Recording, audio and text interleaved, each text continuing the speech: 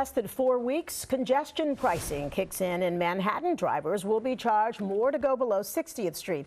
Each Monday leading up to the new toll, we are taking a look at how different communities are reacting or preparing. Now, for some businesses in Lower Manhattan who say they rely on a lot of foot traffic, they are worried that the car fee will keep many of their customers away. Eyewitness News reporter Janice Yu has a look. Inside the walls of Huayuan in Chinatown lies decades of memories. People have had weddings here. People have had funerals, bar mitzvahs, get-togethers, happy occasions, sad occasions. This business has been in James Tang's family since the 60s, through 9/11, Hurricane Sandy, and the pandemic.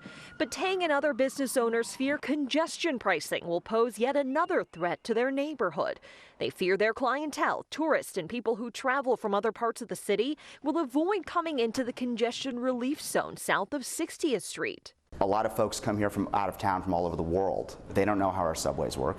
They take Ubers here, they take taxis here, they get dropped off at the gateway to Chinatown, and then they walk around this neighborhood on foot, exploring the mom and pop's places, exploring the restaurants, venturing into Little Italy. Susan Lee is the president of a grassroots organization called New Yorkers Against the Congestion Pricing Tax.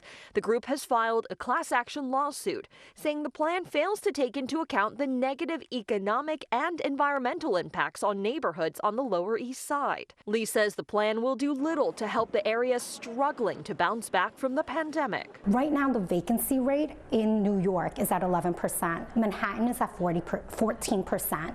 Chinatown is at 20%.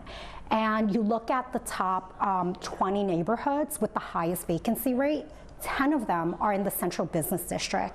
5 of them are in Lower Manhattan. But the MTA says the vast majority of people who go to areas like Chinatown use public transportation, and the traffic relief will only help pedestrians navigate the area.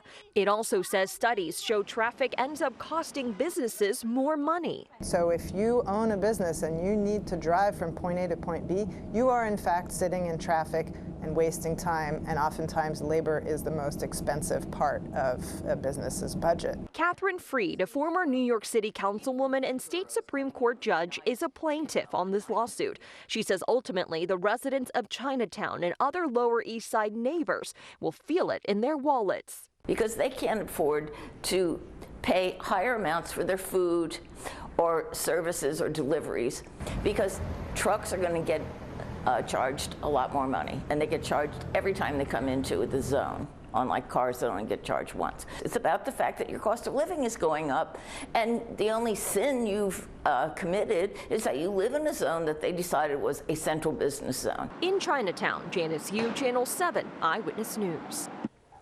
Have questions about congestion pricing? We have a full guide with answers at ABC7NY, and we will continue to bring you any developments ahead of that January 5th start date.